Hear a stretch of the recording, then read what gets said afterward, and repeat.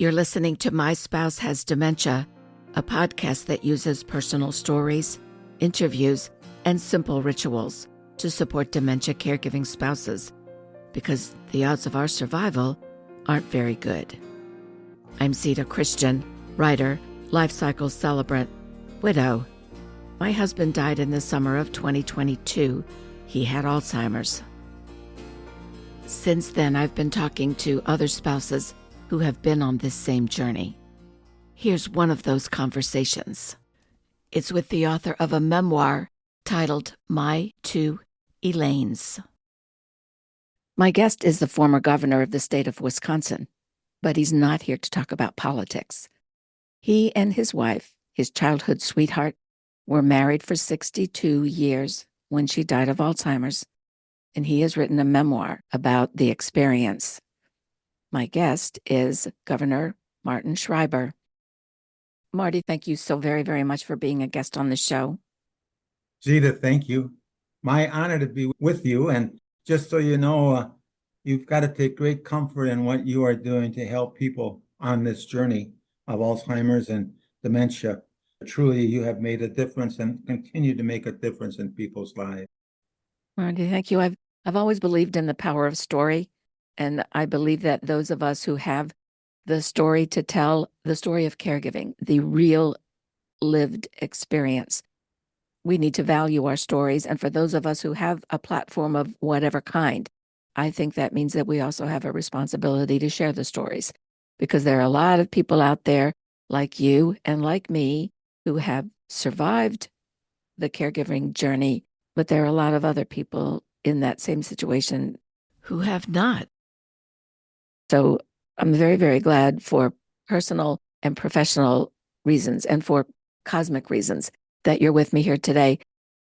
I understand that to help caregivers get it right, meaning, to do a good job and to be able to survive, you divided your book into 3 sections about learning, coping, and surviving. In fact, there was a quote in your book that I'm hoping you'll elaborate on. You said, "None of the books I read conveyed the ugly truth about caregiving, that it can destroy you, even kill you, if you go about it wrong." Could you talk about that for me? Zita, thank you. One of the main reasons I wrote the book is because I realized on this journey all of the things that I was doing wrong. And one of the things that I never really understood was how much of a lifeline I was to my wife. And being a lifeline to my wife, Elaine, I neglected to understand the importance of keeping myself healthy. And so during this journey, which was almost 20 years, I had significant health problems. Not only that, I got involved in, I call it alcohol, the caregiver's poison. And actually, had it not been for an intervention of my children sitting me down and say, "Dad, you're going to be dead before Mom if you don't take care of yourself," all of those things combined to have me understand that we've got to share with caregivers and understanding. These statistics, they just blew my mind. 40% of caregivers die before their loved one due to stress-related illness. If you are a caregiver, your death rate is 60% higher than that of non-caregivers. And so if we can understand that and face up to, and I think that's one of the things we caregivers have to do, is face up to an understanding of the great challenge that it is. It's not only the anxiety and the frustration and the despair, but it's also the grieving. And unless we can bring all of those together, it creates such a monumental amount of weight on our back that it ceases our ability to deal with the challenge of caregiving. Sure does. So I want to focus specifically on one of those statistics that, you were just referring to. And one of the reasons I so appreciated your book is you have statistics in there, and even for someone who might glaze over on the numbers, when you look at the numbers related to caregiving, especially for someone with dementia, you have to pay attention. I mean, your survival depends on it. So, one in particular, you cited a study from 2015 that shows that between 60 and 80% of all dementia cases are caused by Alzheimer's.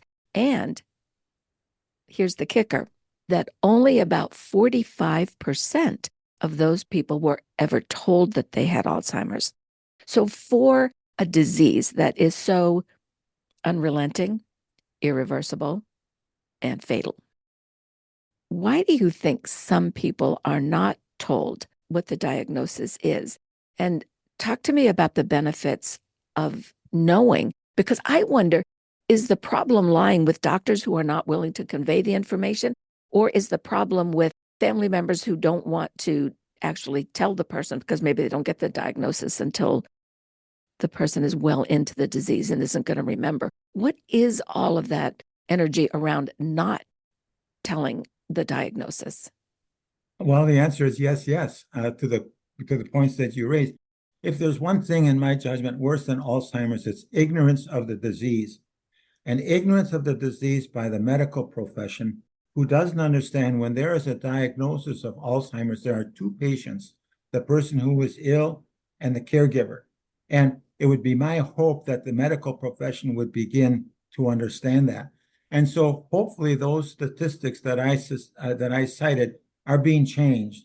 And hopefully more doctors are becoming aware of what a caregiver is going to be facing. But then you get to the next part, and you and I probably have seen much, much too much of this than we ever thought we would see. But that is, many times people just refuse to acknowledge what their loved one is going through. We get to the point where we want to keep that person in our own world. And by wanting to keep that person, our loved one, in our own world, we deny what is going on. And the tragedy in that is that we're not facing up to it, and our health is going to be impacted. Plus Zita, before I went to print, I find a series of notes and journals that Elaine had been keeping since her diagnosis. And I want you to know that we had prayed together and we had cried together, but never did I understand how much she depended upon me as her lifeline. And also never did I understand the courage that it takes to be diagnosed. And so let's just take a situation where a person is diagnosed with Alzheimer's. You're not really aware of other things going on around about you because you have dementia.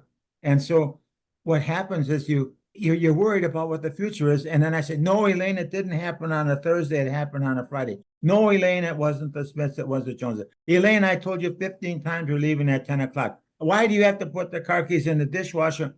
And none of these she ever remembered saying or doing. And so here she is trying to fight to deal with her diagnosis as it is, but then being criticized for almost everything that she says or does. And how much dispiriting is that?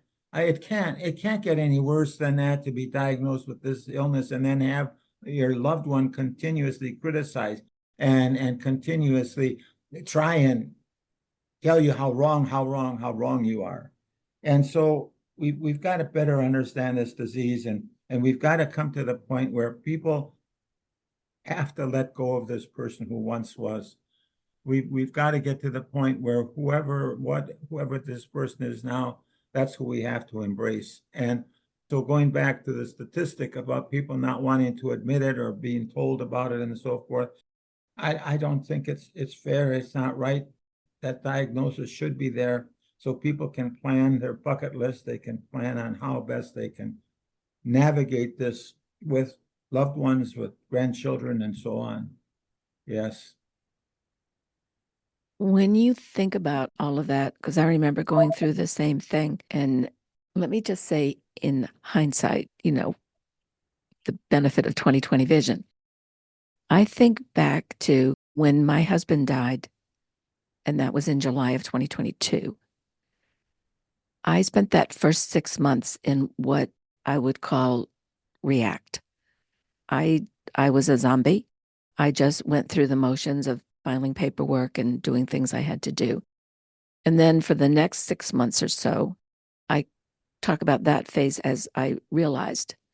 And that was when the reality hit me that I am alone and he's not coming back. And this is not the old Dallas nighttime soap opera and it was all a dream. This is real and life has changed irrevocably. And then from that point on to where I am now, I call this phase reflection. And now, and only now, am I able to look back and see how I responded to things and those things I'm so glad the way I responded, and those things that I wish I had done differently. And what you're talking about right now, that is all about getting frustrated that Elaine would say something happened on a Friday and you're going, no, it was on a Thursday. And those kinds of small things. I think so much of that can be sifted down into the idea that we, as the caretaker for a spouse we love intently, it's a safety mechanism for us. I think it speaks to our denial. Not, we know in our head that there's the diagnosis and we know what it says on paper. We know what the doctor, the neurologist said, but taking that information into the heart, that's a whole nother matter. And I think that an expression of that little anger and frustration, I think there's something in our brain that says, well, I say that because I really don't think that he's leaving me. Do you know what I mean? It's like a setting up some kind of a false truth or a fairy tale or something like that as a coping mechanism for us. So when I think about that, and I think about what you were just describing and talking about the benefits of learning, what do you think was the hardest part for you to learn through that whole experience? For me, it was that it was real. I think the hardest part, okay, this is in retrospect, okay? Sure. So I had a friend who died of a heart attack, a massive heart attack, a snap of a finger. He was very, very healthy and so forth. And so it was a tragedy, the quickness of his death. But there was a funeral and people came by to express their sympathy and there was closure. There was closure. What happens when our loved one's mind is disappearing? They, in essence, are dying a little bit every day.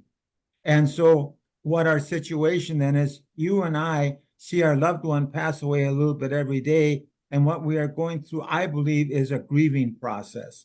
And we are seeing this every day, and we think we have it taken care of this one day, but because the disease is so regressive, the next day is so now we start to grieve all over again. And what happens is this wears on us, but I never faced up to the fact that I have to be grieving in this process because I was losing my wife, my love, and having in the process of losing her, there of course is grieving.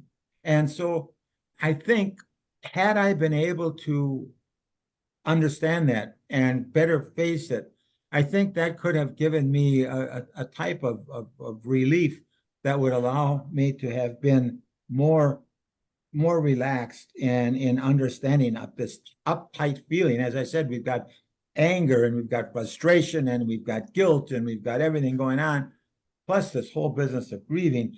And all of a sudden, we worry about it. We don't get enough sleep. We don't get proper exercise. We don't eat the right amount of food. And all of a sudden we become irrationally irritable. And God, I was. And so becoming irrationally irritable, I was not in a position to help the person I love so much because my makeup, my emotional and mental makeup couldn't handle it. But I want to hop back for a moment, to our loved ones sort of leaving us while they're still alive.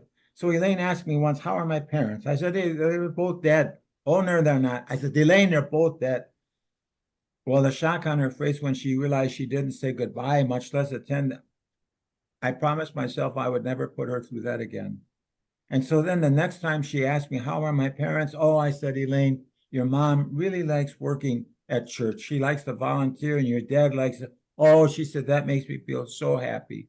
Well, that's what I call therapeutic fibbing, to join their world. And I want to mention that there's two things about therapeutic fibbing.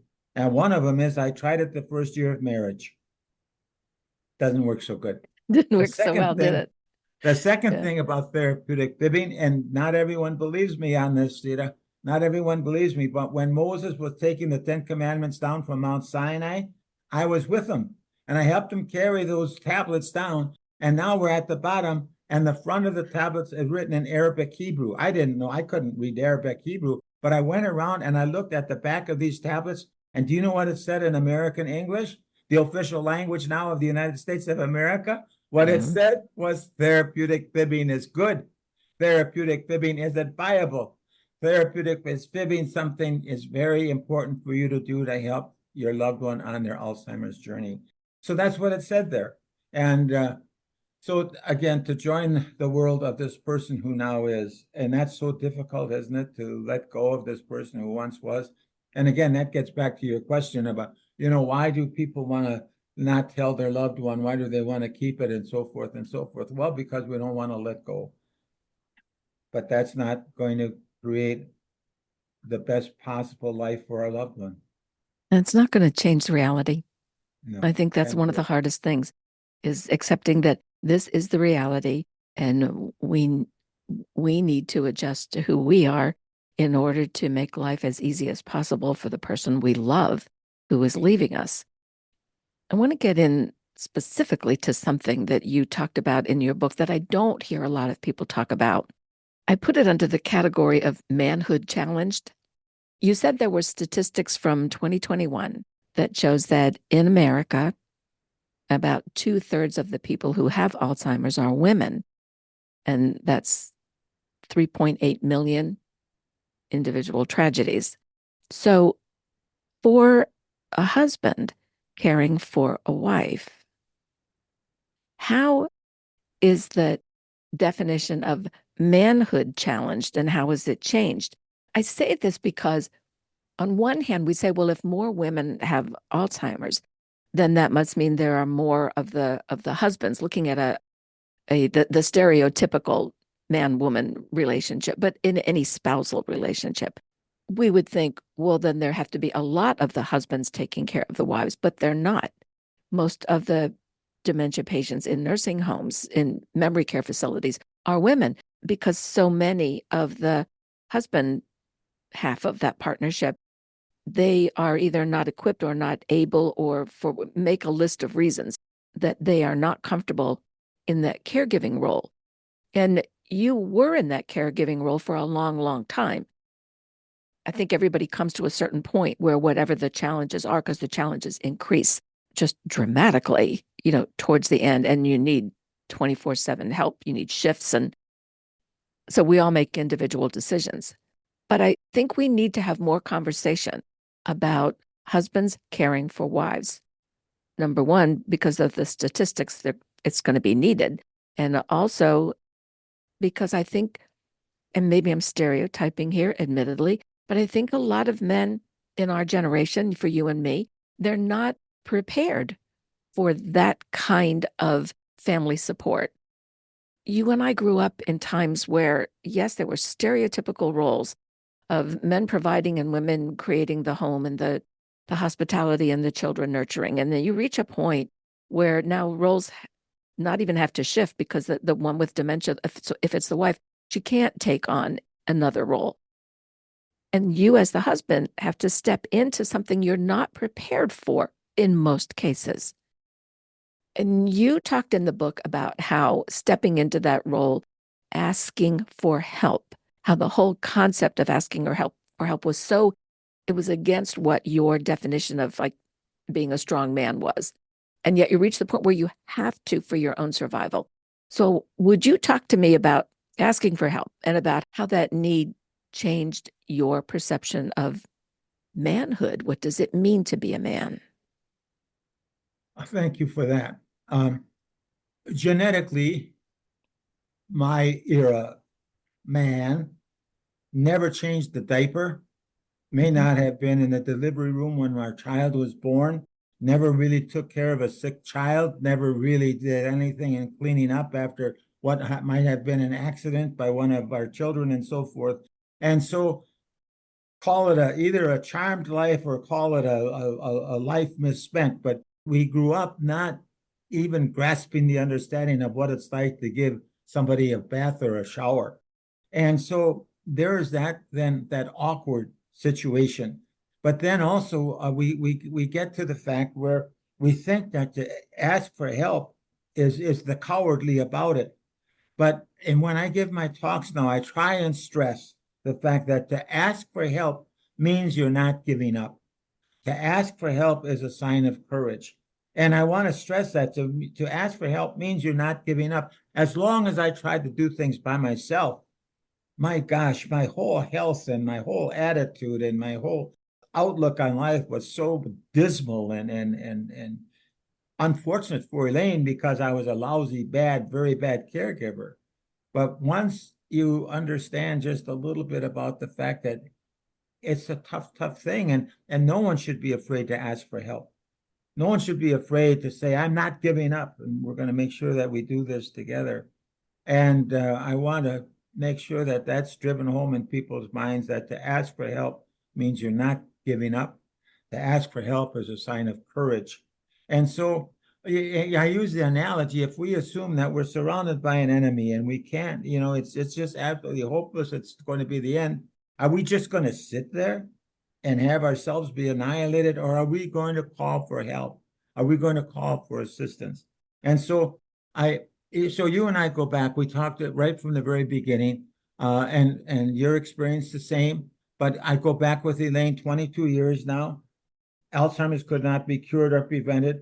Now today, Alzheimer's cannot be cured or prevented. And that is an absolutely ugly, dire prognosis. But what we can do is we can make the determination, which is doable, to help our loved one live their best life possible. We can do that. How do we do that? Well, one of the ways is to join their world. But another way of helping our loved one live their best life possible is to take care of ourselves. Because again, I want to stress to you men out there, or any caregiver, if your mind is mixed up, and if you're overtired, and if you're irrationally irritable, if you are lacking of sleep, if you have all of these emotions going on, it's impossible for you to have help, have your loved one live their best life possible, because you've got to take care of yourself. And again, I want to get to the point, an Alzheimer's diagnosis is horrible and nothing we can do about it. But what we can do is help our loved one live their best possible life. That's doable. And for that, we can step back and say, yes, it was an ugly disease, but I accomplished something. I helped my loved one live their best life possible. How did I do that? Well, not only joining their world, but taking care of myself. So I have the strength, both physically and emotionally, psychologically, that I have that strength to help my wife through this, but then to maintain my survival so I can be a grandfather, I can be a friend, I can be a brother, and so on. And so there is just so much to live for, so much that is ingrained, so much of the fabric woven into how good, better things can be if the caregiver simply takes care of himself. I don't know if you realize how many pearls of wisdom you are stringing together in this interview, and I know that they're in your book, My Two Elaines. I'm very glad you're doing this. I think that sharing our stories like this is one of the ways that we, as the dementia spousal caregivers, it's one of the ways that we can take the pain, the regret, all that we experienced, and we become alchemists, and we turn all of that pain into some kind of gold that helps us, but even more importantly, it helps other people. In the last couple of minutes that we have, Marty, I want to ask something about the book. I know that you initially self-published the book, and then it was picked up by HarperCollins. We share that. They published my 3 historical romance novels. So there's a little connection there that I didn't even know about. And that hardcover book was released in 2022. And I know that Elaine died in 2022. My husband died in 2022. We have that in common as well. So I want to know, how did you, I'm not sure celebrate is the right word, but acknowledge. How did you acknowledge the publication of the book by Harper when all of that happened in the same year that was this ultimate grieving? Well, it helped my grieving process. To go through all of this, as you know, is so painful. But to think that there might be some good coming out of it, and the good coming out of it for me was to be able to have this journey, gone on this journey, and then say, okay, now to a future caregiver, you're going to be taking the same journey, but please sit down and listen and just let me share with you what's in store so I can help you. From that, I took my strength. And from that, it helped relieve the grieving. And from that, it gave me more appreciation of Elaine and what she went through, more appreciation of what it was like when she was healthy. And so I felt so pleased when Harper picked up that book because it meant it was going nationwide and other people were going to be able to gain from it. I'm so glad. So funny how our journeys wind up sometime. What you just heard was the heart of an interview I did with Marty for my show, Page One. Page One is a video format show. It's produced through Cox Communications, and it airs on their public access service. You can find the show on the Cox Communications public access website, and that's patv15.com. You can also find the video version on my YouTube channel. That's simply youtube.com/Zeta TV Network. The video version of Page One and this audio version of the podcast, My Spouse Has Dementia, they're pretty close, not exact, but pretty close. Whether you watch the video version of Page One or listened here to the audio version of the podcast, I hope that you take away from the interview with Marty Schreiber the fact that caring for a spouse with dementia often gets harder, more challenging as time goes on. Because of that, it is critical, and I'm talking life and death critical, that if you are that caregiver caring for your spouse who has dementia, you need to get help. Asking for help is not giving up, and as Marty points out, asking for help is a sign of courage. So in this podcast, when I say take good care of yourself, those words aren't fluffy. They're fierce, because we need to survive. And just in case right now you're thinking, how do I tell people, my friends, my family, my neighbors, that I need help? Send them the link to episode 23 of this podcast. I titled it, The Caregiver You Love Needs Help. Sometimes it's easier for someone else to say it. Let me do that for you. If you found any part of this podcast helpful, please do me a favor and tell a friend about the podcast. If you're in a support group, tell your support group. Tell your neurologist. Tell your social worker. And in the meantime, thanks for listening all the way to the end.